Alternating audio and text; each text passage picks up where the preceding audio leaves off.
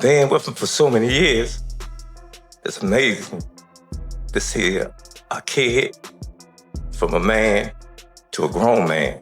They were going to announce this fight initially.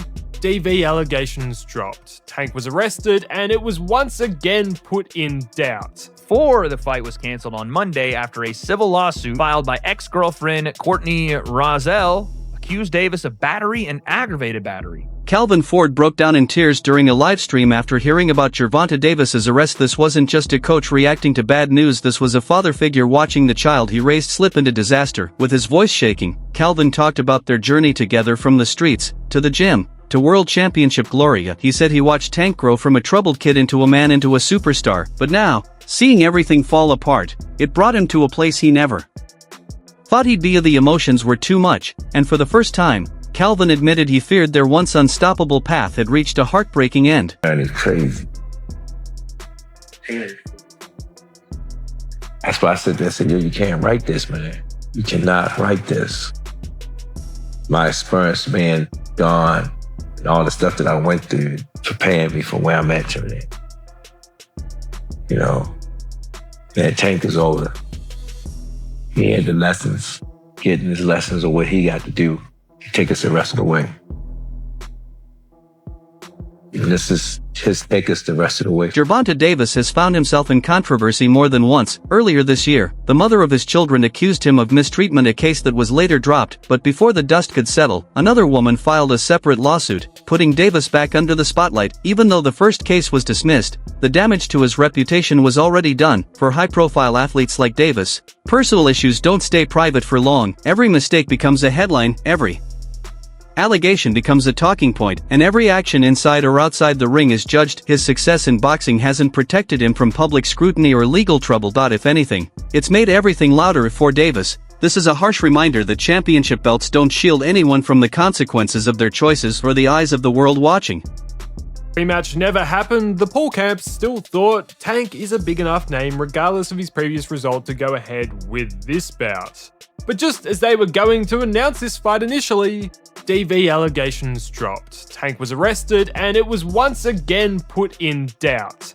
Then the charges were dropped. A week later, they announced the event. So that kind of brings us to today. This event hasn't been smooth sailing so far, and it was almost destined that there would end up being a few more bumps in the road before we actually saw the two facing off.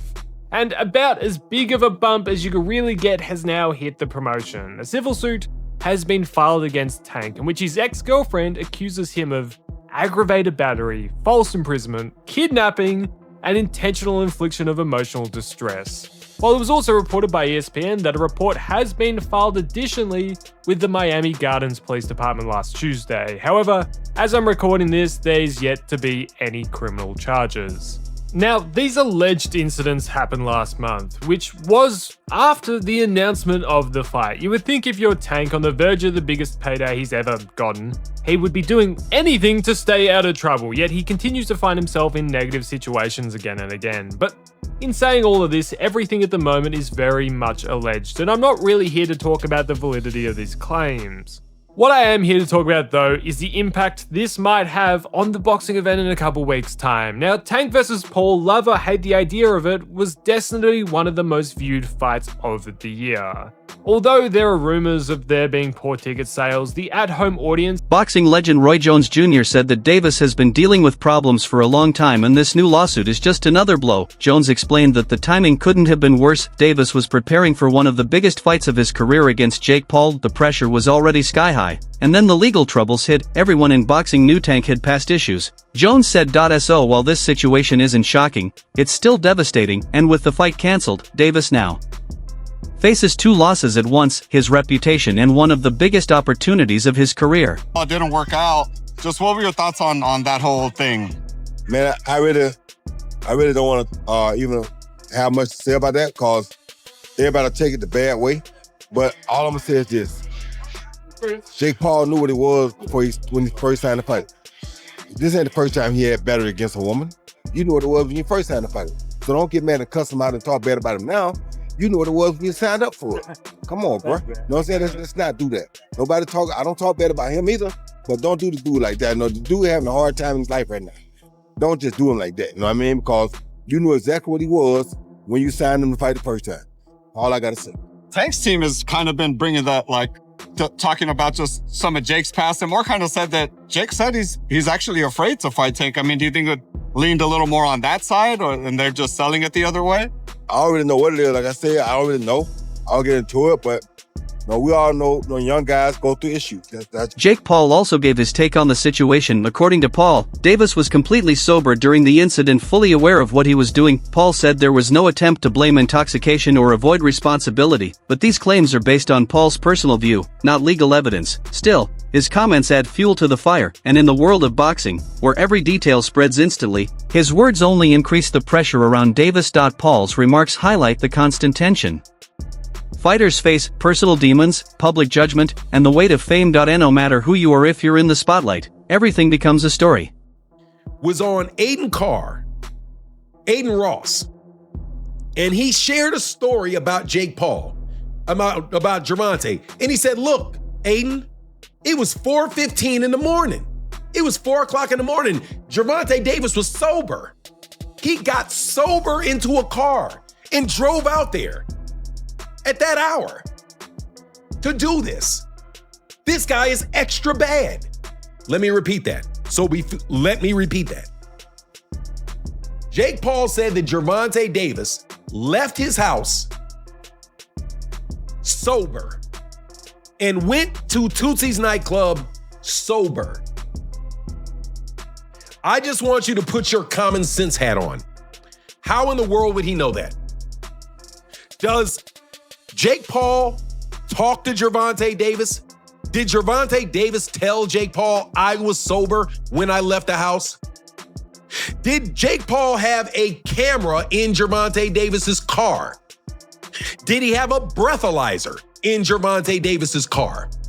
Did Jake Paul get toxicology reports from 3 days ago from Gervonta Davis? I am just curious as to how in the world Jake could possibly know that Gervonta Davis was sober. Let me tell you for sure, I will have a drink now and then. If I take a couple shots of vodka and I walk out the house, I'm a little buzzed. Sometimes my wife doesn't even know. How do you know, Jake? The answer is you do not.